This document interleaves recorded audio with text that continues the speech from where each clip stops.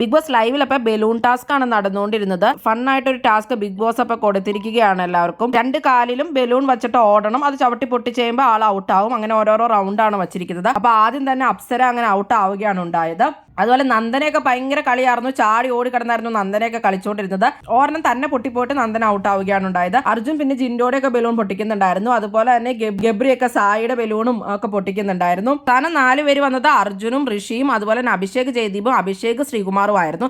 അവരുടെയൊക്കെ കാലിൽ ഓരോ ബലൂൺ വെച്ചായിരുന്നു ഉണ്ടായിരുന്നത്. ഋഷി അത് കഴിഞ്ഞിട്ട് അഭിഷേക് ശ്രീകുമാറിന്റെ ബലൂൺ പൊട്ടിക്കുകയും അങ്ങനെ അഭിഷേക് ശ്രീകുമാറായിട്ട് ഔട്ട് ആവുകയും ചെയ്തു. പിന്നെ 3 പേരുണ്ടായിരുന്നത് അർജുനും ഋഷിയും അതുപോലെ തന്നെ അഭിഷേക് ജയദീപുമായിരുന്നു. ഋഷി എല്ലാവരും ഭയങ്കരമായിട്ട് ഡിഫൻസ് ചെയ്യുന്നുണ്ടായിരുന്നു. ഓടി ചാടിയൊക്കെ ഋഷി പോകുന്നുണ്ടായിരുന്നു. ഋഷിനെ ആർക്കും അങ്ങനെ പിടിക്കാൻ പറ്റുന്നുണ്ടായിരുന്നില്ല. അത് കഴിഞ്ഞ് അഭിഷേക് ജയദീപിന്റെ ബലൂൺ ഋഷി പൊട്ടിക്കുകയുണ്ട്. അർജുനും ഋഷി അപ്പൊ അടിപൊളി കളി തന്നെയായിരുന്നു. അർജുൻ എല്ലാവരുടെയും പുറകെ ഓടി കളിക്കുന്നുണ്ടായിരുന്നു. അതുപോലെ ഋഷിനെയാണെങ്കിൽ ആർക്കും പിടിക്കാനും പറ്റുന്നില്ല. അങ്ങനെ ഒരു കളിയായിരുന്നു ഇവർ കളിച്ചുകൊണ്ടിരുന്നത്. അതിന്റെ ഇടയ്ക്ക് അവിടെ ടേബിളിൽ തട്ടിയിട്ട് അപ്പൊ അർജുനും അതുപോലെ തന്നെ അഭിഷേക് ശ്രീകുമാറിനും മുറിവൊക്കെ ഉണ്ടായിട്ടുണ്ടായിരുന്നു. അർജുന്റെ ഷർട്ട് കീറുകയും ചെയ്തു. അവസാന റൗണ്ടിൽ അപ്പൊ ഋഷിയും അർജുനുമായിരുന്നു മത്സരിച്ചിട്ടുണ്ടായിരുന്നത്.